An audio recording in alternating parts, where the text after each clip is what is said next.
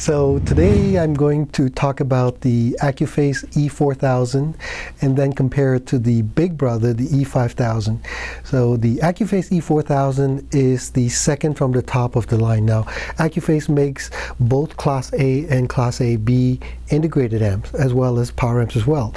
And so the 4000 and 5000 belong to the Class AB series. I reviewed the 5000 a couple of 3 months ago. Allison can put the link down below. We did a shootout of a whole bunch of integrated amps, and the 4000 just arrived 3 weeks ago or so, and so it's finally broken in, and I thought, well, it'd be interesting to hear what it sounds like and then compare it to its big brother and see what kind of differences there are, if any. So let me give you some details.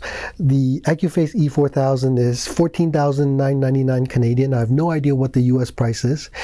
It is rated at 180 watts per channel into 8 ohms, 260 watts into 4 ohms, damping factor of 800. There's a lot of technical details. I won't go into it. You can certainly check on the website. As we also, I think, did an unboxing of the E4000 as well, so you can certainly see some of what I'm talking about.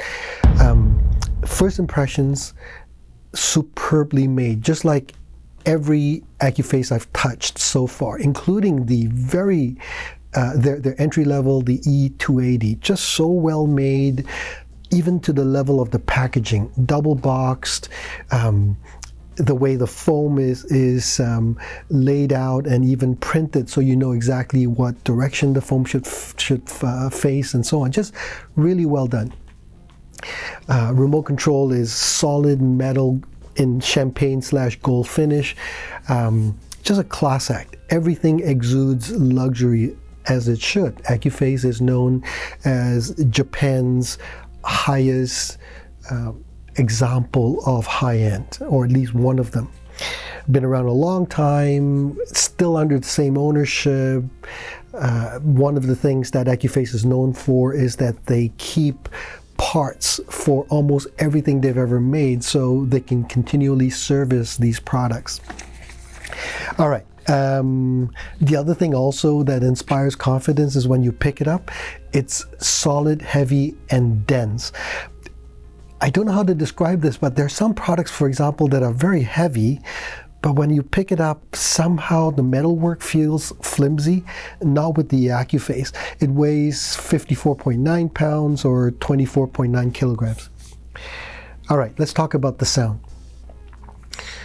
Well, the system comprised of the Eversolo DMP A8 streamer, and I used both the internal DAC as well as, oh my god, my mind just went blank, another separate DAC. So I used two different DACs and then fed the analog output, balanced output, into the Accuphase's balanced input. And the speakers, I tried a number of different speakers, but ultimately I stayed with the Sonus Faber Olympica Nova 3.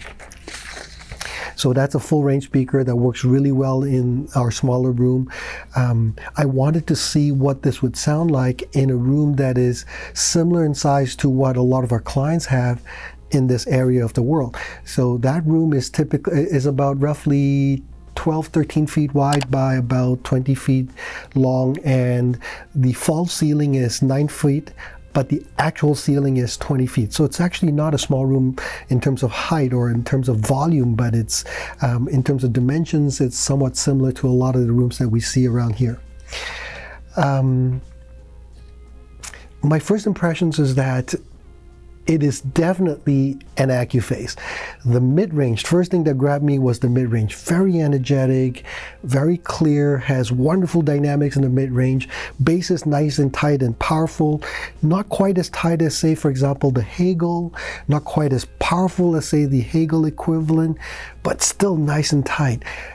Definitely more forceful and more energetic than an equivalent Macintosh, which tends to be more laid back, a little bit more romantic sounding perhaps, whereas the Accuphase is more intimate, more forceful, more energetic. The highs are very, very nice, very extended, airy, detailed, without any harshness whatsoever.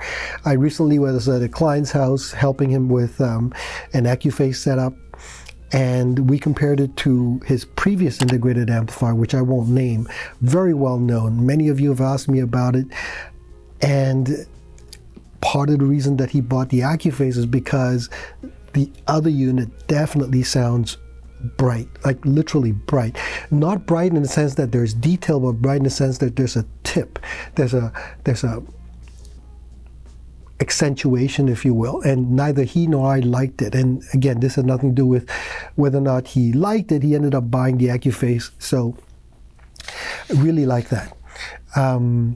Soundstage width was wonderful, definitely stretched beyond the speakers where the recording had that, but not as wide as a Macintosh.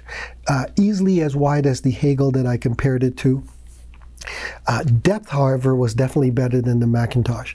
Not by much, but definitely better, and more layered, more transparent that way. Images were very sharp, somewhat small scale in comparison to the Macintosh that I compared to. Macintosh was definitely more round, more dimensional in terms of the image, but the Accuphase may have been a little bit sharper. Nothing else changed. Wires were all the same, speakers were all the same. So in all those senses, the Accuphase definitely has, I want to say, a factory sound. I was thinking it almost reminds me of Goldilocks, you know, not too firm, not too soft, just right. And I can tell you at this stage, when I finished listening at that point, I was very happy. I thought this is literally almost the perfect integrated amp that's not crazy money, that combines the luxury, build quality, and sound.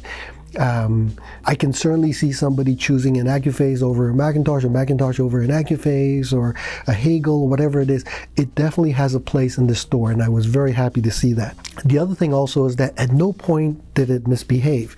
I can't begin to tell you how often when we are listening or doing demos or comparing things where something stops working for some stupid reason and you can't figure out why, and then it works again. That's never happened with any of the Accuphase pieces, which is so wonderful. Just a real refreshingly well made, so to speak. So then I decided it's time to compare it to the E5000. Now, while I was listening to the E4000 over a 3-4 day period, I decided to also charge the E5000 for those times as well, just so that it would be at full performance capability when I did the comparison. So I brought in the E5000 into the room, put it side by side, and my first impressions were, wow, the 5000, I was just telling Allison this morning, when you put it side by side, you then realize that the 5000 is quite a bit bigger. Now, width-wise is the same, but it's definitely taller, definitely deeper, and chunkier. It's heavier. It's really nice to know that for the extra money that you get something. So I'll talk about the details of the 5000. So I mentioned the E4000 is $14,999, so call it 15,000 Canadian. The E5000 is $19,999, so 20,000, so $5,000 more. The E4000 is 180 watts into 8 ohms. The E5000 is 240 watts into 8 ohms. 260 into 4 ohms for the 4000, 320 into 4 ohms for the E5000. So in terms of power, in terms of real volume increase, it's really not significant. Those of you who know realize that to increase the volume by 3 decibels, you need to double the power. So if we're talking about 180 to 240, that's not a dramatic increase. You won't, in all reality, hear any real significant volume difference between the two. But it's certainly very, very nice and very chunky and beautifully made, just like the 4000. So, disconnected the speaker wires and the source, plugged it into the E5000 and started listening. I level match, always make sure I level match, and then listened. Right off the bat, even though I said it shouldn't matter, the volume shouldn't matter, the power difference shouldn't matter, when I listened to the E5000, everything got bigger. I don't know how to explain this, but it got bigger. Where the soundstage was nice and wide, now it was bigger, taller, more majestic, deeper. The sound was richer. Everything just got better, and I I don't know how to explain why that's the case.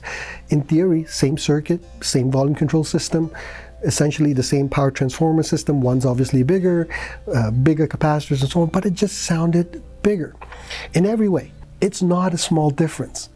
It's not a huge difference, but it's definitely not a small difference. It's not something that you would miss. In every way, I preferred the E5000. And I played a bunch of recordings, which I'll give you some examples of in a moment. And I kept comparing over and over again just to make sure. Now keep in mind, if there is something called bias confirmation, if that's true, if that's real, then my bias was definitely towards the E5000. But in this one instance, the E4000 is better. And that is a little bit more clarity in the vocal mid-range area.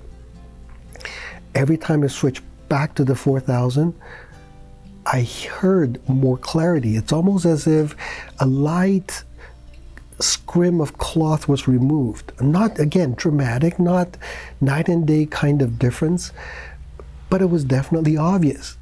And I made sure that I checked the levels correct over and over again. I made sure that it was just obvious.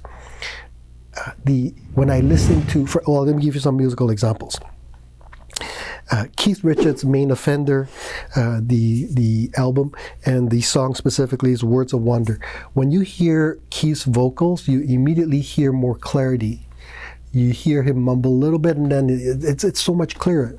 The guitars, the tom-toms, the snap of the drums, it's clearer. It's more obvious. With the 5000, you get more of the punch, more of the body, more of the energy, but it's not quite as clear. It's almost as if you had a parametric EQ or graphic EQ, and right in the 300 to 500 range, you just boosted it a little bit, just a little bit more, and suddenly it just sounded more clear. So that's one example. And this particular cut, by the way, is obviously very much influenced by Keith's love for reggae. So I decided, well, since I'm listening to reggae, let me try the godfather of reggae, Bob Marley. So I was listening to No Woman, No Cry live at the Lyceum. Those of you who saw me or met me at the Montreal Hi-Fi show a couple of months ago know that in a couple of sessions I talked about this particular cut. For many, many years, I thought the song No Woman, No Cry meant, man, if you don't have a woman, you don't have to cry. It's okay. You don't need a woman. You're a man. You are strong. You don't need a woman. Never heard the lyrics. I just thought that's what it meant. Until COVID. And during COVID, we were all locked down, and one of the things I decided to do was start exploring songs that I've always loved. And one of the songs I looked into was this one. Turns out it's the exact opposite. Bob Marley's writing to a woman and basically saying, no, woman, don't cry. You don't need a man. You're strong. You don't need a man. So it's the exact opposite. The other interesting thing about this particular cut is that although he wrote the song and became one of his big hits, he never took any money for it.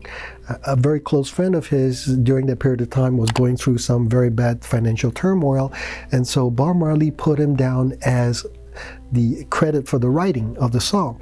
And so all that money went to his friend, and I thought that was so nice of him. Now, when you listen to this, when you listen to the E5000, oh my gosh, the sound of the audience is so wonderful. You hear such a big sound stage, you hear this layer of the depth. It sounds like you're right there. And the moment that the band starts playing, the first 3 or 4 notes, everybody knows the song and they start singing already. You hear all that. When you switch over to the 4000, everything shrinks. It's definitely smaller, but the clarity is better. It's more transparent. Not, again, dramatic. I'm not talking about that. I'm talking about the fact that you hear more. Another cut as an example. Anne-Sophie von Otter with Elvis Costello. She's singing Green Song based on a solo cello piece. It's one beautiful, delightful piece. The moment the cello starts playing, you hear it so clearly on the E4000. With the E5000, the big brother, you hear more of the body. You hear less of the strings. It's not quite as clear. And then when she starts singing, she seems more realistic and present with the E4000. However, and this is one of the things that I found quite interesting, with the E5000, she seems more full-bodied and rich. Now remember, Anne-Sophie von Otter is an opera singer. She has power in her lungs like a typical singer doesn't. With the E4000, you get a sense that she's obviously a very well-trained singer with power, and she's throttling back everything. With the E5000, you hear more of the potential, but that clarity is somewhat lacking. So, in conclusion, I love the E5000 in every way. I prefer it in every way, and I wish, the only thing is I wish it had a little bit more of that clarity of the E4000, whereas I love the E4000 for the fact that it's transparent and clear, and it does nothing really wrong. Do I wish it had the richness and the scale and the power and the, absolutely, of the E5000. But I would have to spend $5,000 more. So paradoxically, at $15,000, the E4000 is, to my mind, a great buy, whereas the E5000, if I bought it, I would want to tweak with it a little bit more to get a little bit more of that clarity and transparency. It reminds me of an analogy, and again, for those of you who are going to get triggered by this, don't. I don't mean these kinds of analogies to trigger you, but it's one way of me trying to explain what I'm thinking. Back when I was really into cars, I had the second generation Mini Cooper S and the BMW M3 E46 at the same time. The E46 was better in every way. The M3, incredible power. I love the throttle response. I love the seemingly effortless torque. I used to, no, I won't say it, race Porsches. And it would keep up like crazy. As a matter of fact, it took off faster than the Porsches, and the Porsches would just catch me at the end. I loved everything about it. I loved the stability. I felt so in control. But I missed the agility of the Mini Cooper S. It had nowhere near the power. It had nowhere near the torque. But boy, it went around the corners so fast and so sure-footed. And that's sort of a poor analogy, but it's sort of what I was thinking about when I was listening to these two. Anyway, that's my conclusion. I don't think you can go wrong, frankly, with any of these.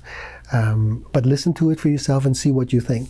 So, okay, for those of you, again, who've heard these or you know what I'm talking about, please comment. If you don't know what I'm talking about and think I'm an idiot, say that as well. Doesn't bother me. I just love to read comments. And again, as always, thanks for watching, and we'll see you next time. Bye-bye.